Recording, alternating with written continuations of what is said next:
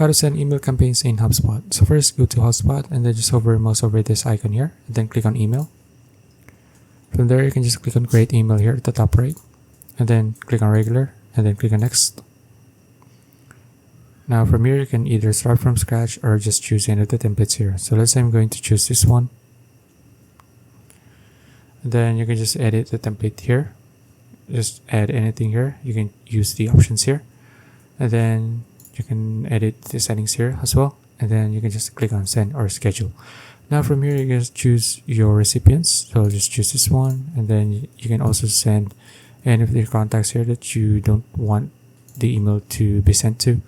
So next is you can just select whether you want to send it now or schedule it for later.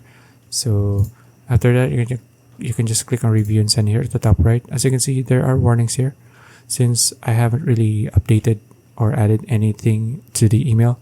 So if you've added all of the details that you want or have to add to your email, you won't see any of these things. Okay, and then once you're done, you can just click on send, and that's it. So if you found this video useful, please like and subscribe for videos like this. See you in the next one.